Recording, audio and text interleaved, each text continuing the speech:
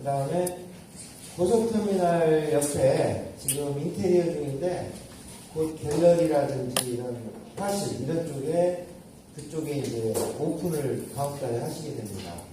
그래서 항상하게 활동하고 계시는 우리 고영훈 작가님을 모시겠습니다. 여러분 박수로 환영해주십니다.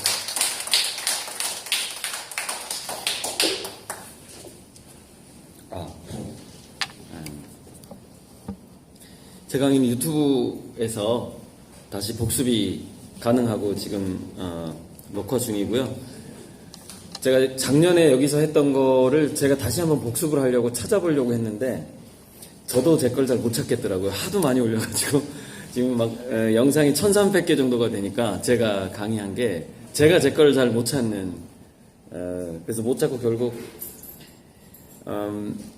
그냥 좀 작년이랑은 조금 달라질 겁니다. 계속해서 뭐 1년이 지났고 또 강의 전날 제가 주로 많이 하는 게 그 전날 저녁부터 그 당일까지 그동안 사두고 못 읽었던 책들을 읽거든요. 그래서 이제 이틀 동안 한 7권을 읽었어요. 제가 책을 좀 빨리 파악하고 빨리 읽는 훈련을 30년간 해왔기 때문에 하루에 한 10권 정도 읽은 적도 있습니다. 그러니까 그 내용을 파악을 하면서. 근데 이제 이틀에 걸쳐서 한 7권 정도를 쭉쭉 보면서 키워드를 뽑아냈습니다. 키워드. 그래서 저 키워드가 칠판에 지금 적혀 있는 키워드가 작년 강의랑 이제 올해 강의에 조금 달라지는 점이라고 할 수 있을 것이고요. 그러게요. 예, 그래요. 작년에 뭐 들으신 분 없으니까. 그래서 작년하고 올해하고 좀 많이 달라진 게 이제 제가 뭐 경고했지만 이런 거죠. 경제가 망가져가고 있는 거예요. 실업자가 늘어나고 있는 거. 아무리 해도 거대한 문명사적으로 막을 수가 없는 상황이거든요. 저게 한 정부에서 할 수가 없는 일이에요. 그 세계경제포럼 이 양반 슈바프죠. 이 양반이 뭐라고 그랬냐면 4차 산업혁명에 다가온 이 인공지능은 정부나 기업이 감당하기 어려운 변화다예요. 딱 한마디로 정부도 감당할 수 없고 기업도 감당할 수 없는 변화다라는 거죠. 그러면 정부도 감당할 수 없고 기업도 감당할 수 없는 변화가 올 때는 어떻게 해야 되죠? 각계전투인 겁니다. 자기 개인이 알아서 대처해야 되는 수밖에 없는 거죠. 각계전투. 즉 전투에서 패배했을 때 도망을 갈 때 예전에 왜 적벽대전 이후에 조조가 도망갈 때가 생각이 나는데 도망을 갈 때 서로 분산해서 도망가잖아요. 분산해서 뒤에서 이제 쫓아올 때. 그래서 운이 좋은 뭐 네 갈래 길로 도망을 간다. 그러면 그 중에 좋은 한 갈래 길만 살아남는 거예요. 그런 식으로 각자 자기가 자기 나름대로의 탈출 또는 탈주 또는 탈옥을 해야 되는 상황인 거죠. 이 전체 상황에서 각자. 근데 각자 새로운 시대가 다가왔을 때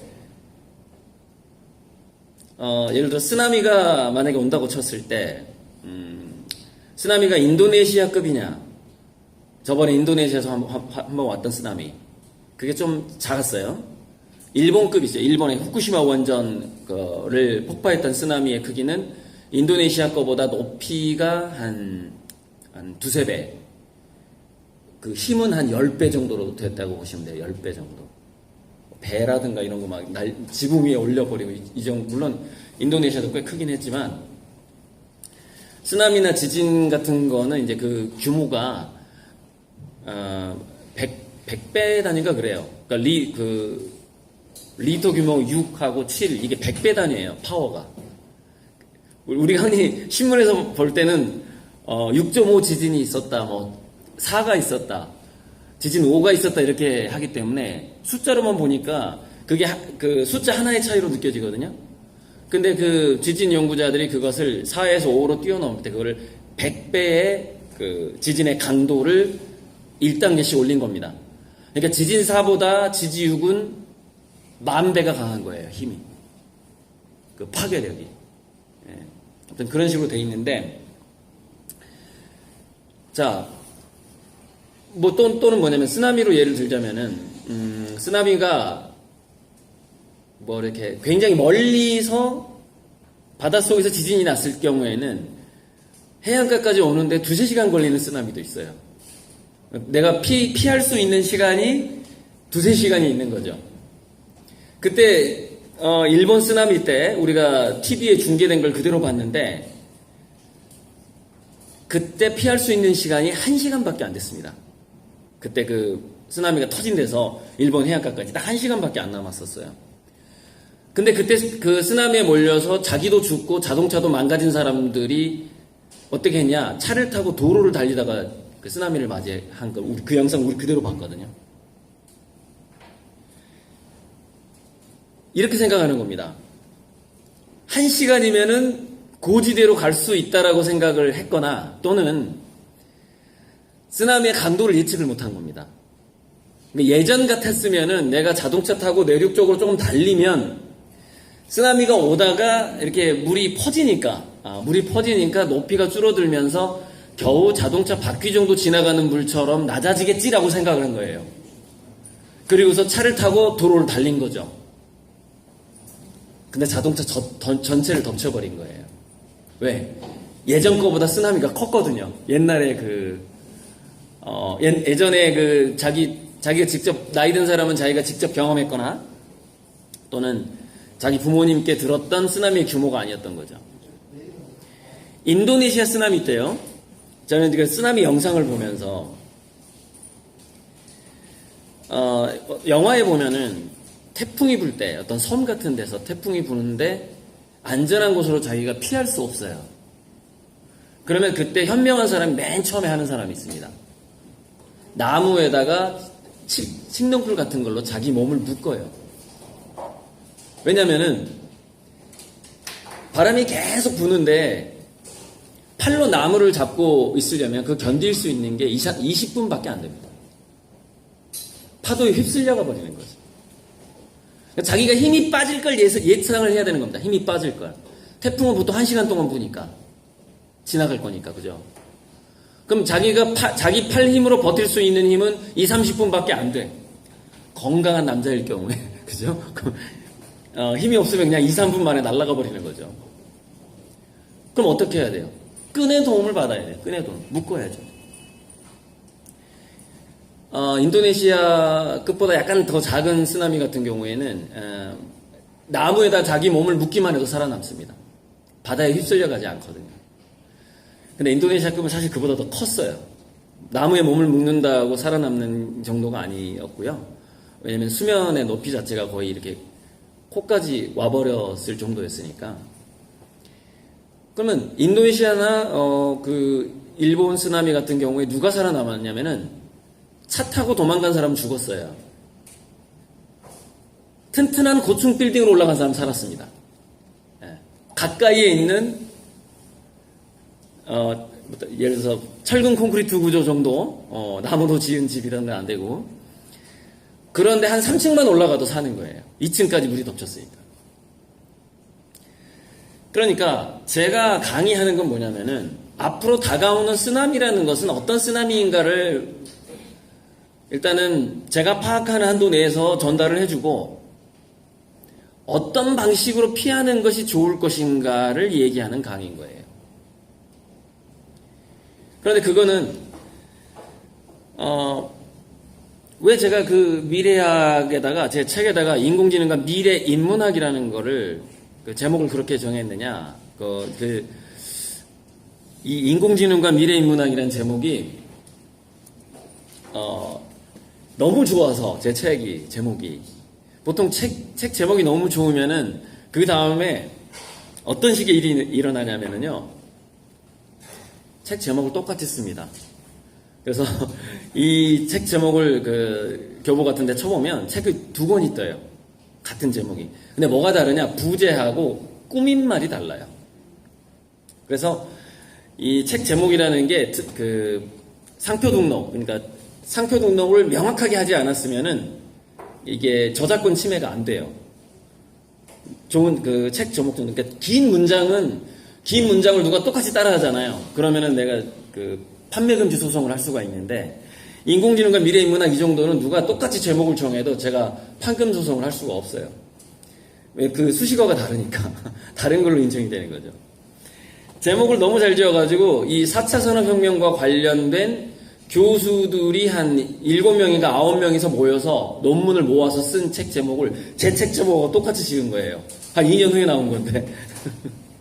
그만큼 인공지능이라는 존재가 등장한 이후에는 인간의 인문학이 기존의 인문학, 물론 기존의 인문학에서 인간의 기본적인 품성이 많이 변하지 않기 때문에 기본 인문학을, 인문이라는 것은 인간의 문이라는 뜻이기 때문에 기존 인문학을 벗어나지는 못해요.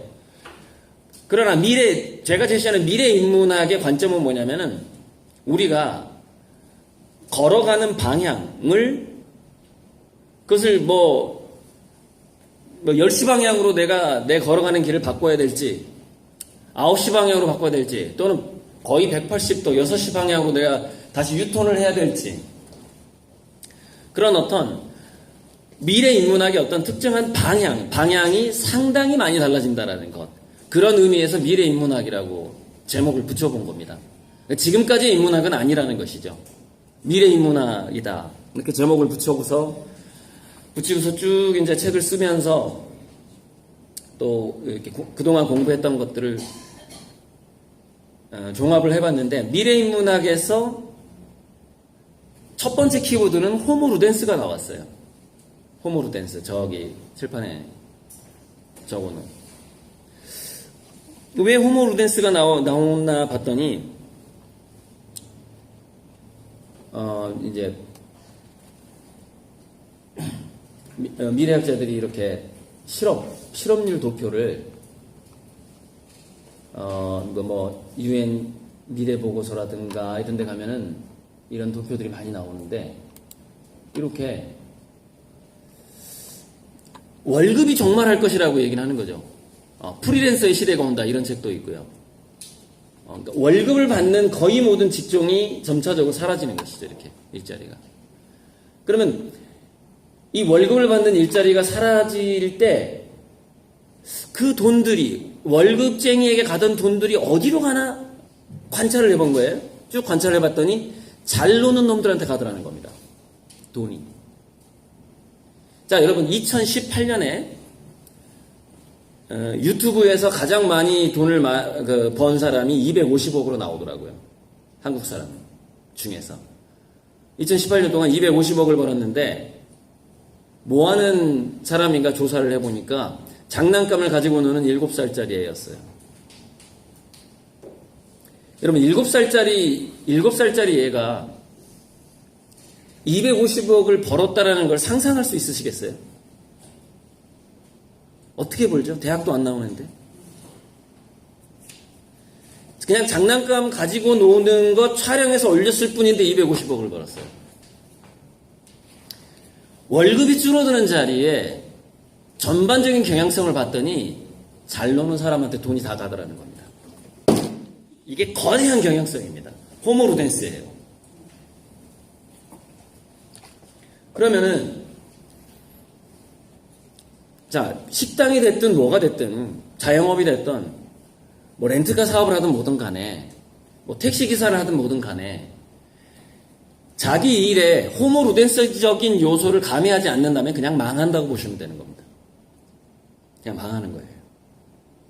물론 완전히 생활 필수품을 다루는 사업은 빼고. 그러니까 두 가지죠. 완전히 생활 필수품을 다루는데 경쟁자가 많지 않은 상황. 그러면 안 망하겠죠. 사실 기름도 생활 필수품이잖아요. 주유소. 근데 주유소들 왜 망하죠? 경쟁자가 너무 많으니까. 경쟁자가 많으니까. 그리고 또 하나는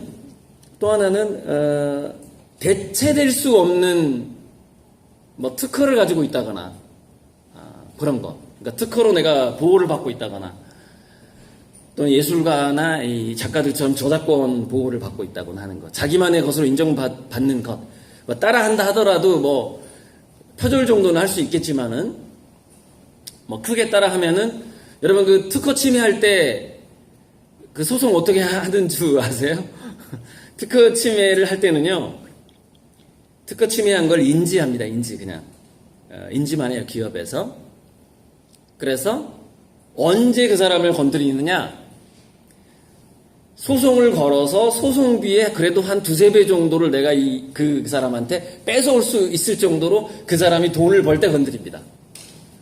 그러니까 예를 들어서 식당 이름이 있어요. 식당 이름이 누가 따라했어. 그러니까 이렇게 잘 모르고 이미 상표 등록이 됐는데 그럼 가만히 냅둡니다. 그냥. 이 사람이 바보같이 상표 등록된 거 확인도 안 하고 막 프랜차이즈를 내네? 냅둡니다. 그냥 냅둡니다. 프랜차이즈 할 때까지 냅둬요. 수입이 얼마 정도인지 이렇게 지켜봅니다. 1년 수입이 꽤 올라갔어요. 1년 수입이 5억에서 해서 지금 은행에 들어간 돈이 그래도 한 2, 30억은 되는 것 같아요. 그때 소송 걸어요. 그때 당신이 상표권을 침해했다. 판매 금지를 할래? 아니면은 얼마를 내고 계속 영업을 할래? 이렇게 나가는 거죠. 그렇게 협상을 하는 거죠. 그래서 지금은 키프리스라는 데가 있는데 뭐 하나라도 개인이 이게 상표 등록이 된 건지 특허 등록이 된 건지 스스로 검색을 할 수 있도록 열어놨어요. 특허청이. 열어놓은 지가 뭐 거의 한 10년 된 것 같은데. 근데 그거를 보는 것 자체가 좀 전문성이 요구되기 때문에 변리사한테 그냥 자문을 구하는 거죠. 몇십만 원이면 자문해줍니다. 이거 또 자기 아는 변리사 있으면 그냥 공짜로도 해줘요. 그 정도는. 이제 그런 걸 이제 아무튼 홈으로 댄스예요. 홈으로 댄스 다시 돌아가서 이 홈으로 댄스에 대해서 이제 시중에 나와 있는 홈으로 댄스라는 제목이 들어가는 책이 검색을 해보니까 한 15권이 나오는데 그 중에서 좀 쓸만한 책이 한 7권 정도 나오고 제가 꼭 사서 봐야 되겠다는 책이 4권으로 압축이 됐습니다. 그러니까 그 4권을 사서 또 훑어봤죠. 처음에 호모 루덴스를 쓴 그 요한 하이징하라는 원조학자가 있었고 이제 그것을 계속해서 현대에 맞게 재해석하는 책들이 나오고 있는 것이죠. 제가 예전부터 파악했던, 그러니까 제가 책을 읽는 거는 뭐냐면은 제가 그동안 파악했던 것이 맞는지 안 맞는지 검증을 하고 나서 강의를 하려고 책을 읽는 거예요. 네. 그래서 그 검증이 된 게 뭐냐면은, 예를 들어서, 인디언들이 전쟁을 했어요, 예전에. 전쟁을 했는데, 목숨을 건 부족 간의 전쟁이었어요. 그런데 이상한 게 발견이 됩니다. 그 중에서 가끔 죽는 사람이 나와요. 그 전쟁에서. 그런데 특별히 뺏는 게 없는 거예요. 우리가 전쟁을 할 때는 영토를 뺏는다거나 금을 뺏는다거나 그게 상식이잖아요. 근데 창을 들고 활을 쏘는 전쟁인데 특별히 뺏는 게 없고 전쟁에서 이긴 부족이 포로들을 붙잡은 다음에 고기하고 술을 대접하는 겁니다. 그러고서 풀어줘요. 그런 전쟁의 역사가 있는 거예요. 그쪽에. 봤더니 목숨을 건 전쟁이 놀이였던 거예요. 예전에 우리 한국 영화 중에 나에게 오라라는 그 장군의 아들 그 주연으로 했던 그 사람이 그 초창기 배우일 때 등장했던 그 깡패로 등장했던 좀 껄렁패로 등장했던 영화가 있었어요.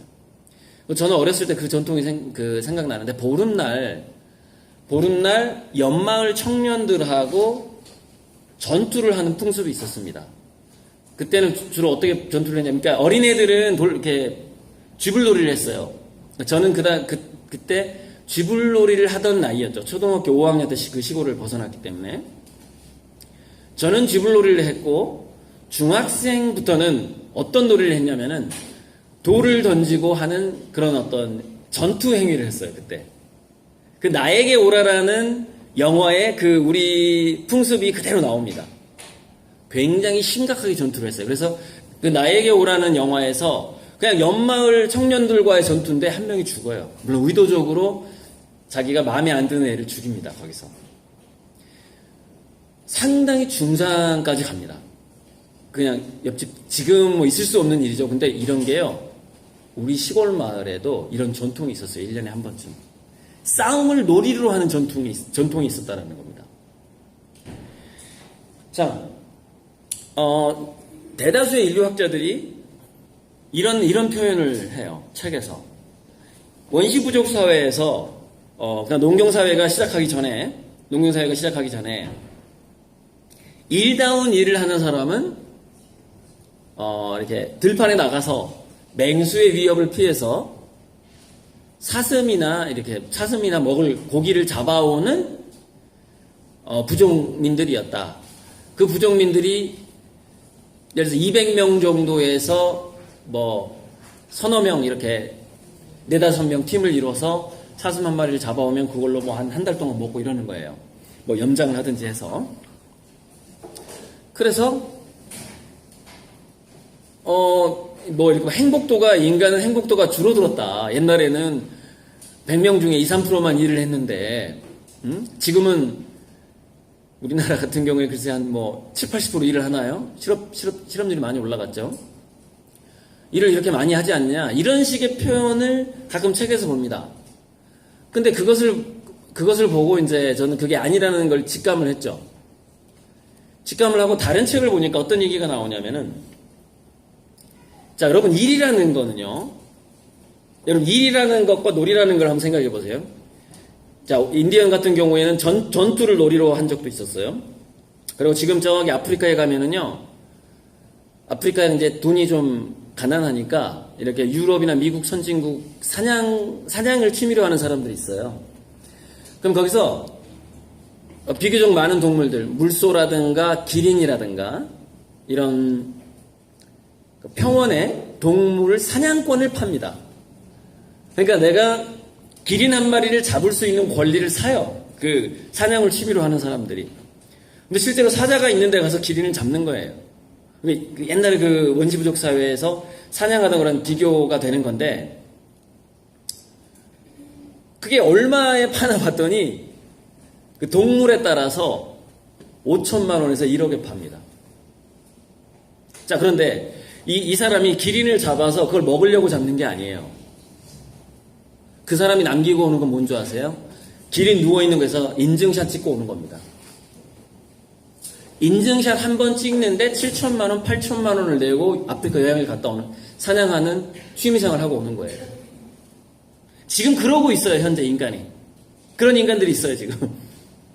너무 이게 사냥을 하고 싶으니까 아프리카에서. 7천만 원, 8천만 원 내고 하고 있는 거예요.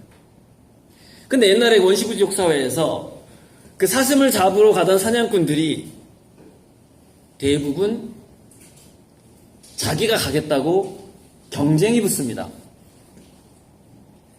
예전에 전투에서도요, 자기가 그 선봉에서, 여러분 우리 삼국지라든가 초안지라든가 이런 데 보면은 이제 저는 이제 그 당시에 정서가 어떤 거였다라는 걸 알기 때문에 그게 좀 이해가 가는데, 이해가 가끔 못하는 사람도 있을 수도 있어요. 예를 들어서 이번 전투에 굉장히 위험한 전투예요.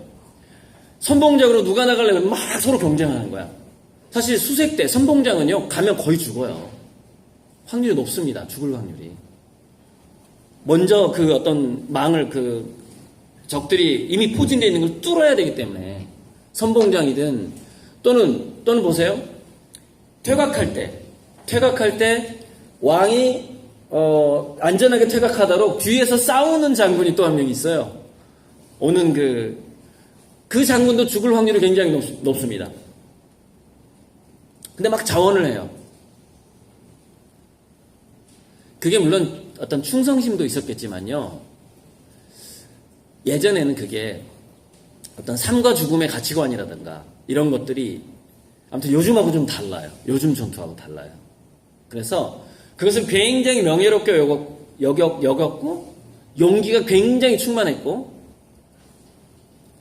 약간 그것을 놀이처럼 즐겼습니다. 그 당시에 전투를. 물론 이제 겁이 많은 사람은 즐길 수가 없죠. 그런 상황에서는. 자, 그래서 그 원시부족 사회 그 심각한 일을 했던 사냥꾼들도 알고 보니까 7천만 원 내고 아프리카에 가서 기린을 잡은 다음에 인증샷 찍고 오는 사람이랑 비슷한 기분으로 나가는 거예요. 당연히 죽을 위험이 있죠. 죽을 위험이 있는데 그걸 즐기는 겁니다. 즐기고 사슴을 잡아오는 거예요. 부족들을 위해서. 그리고 잡아온 다음에 굉장한 뭘 주나 봤더니 아니에요. 고기를 가장 먼저 먹을 권리하고요. 고기를 그 맛있는 부위를 그 육회 옛날에 그 육회로 먹잖아요.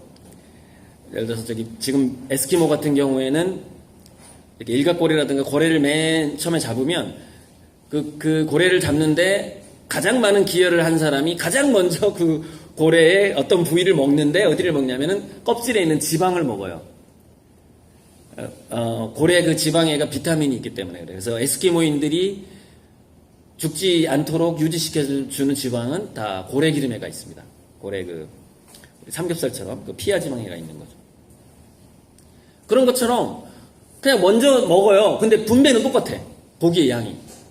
전체 부족이 똑같아. 자기가 잡아왔어도. 분배가 똑같고 또 자기가 이제 더 원하면은 대다수의 그 동물의 그 머리 있죠. 머리는 사실은 자연으로 돌려보냈어요.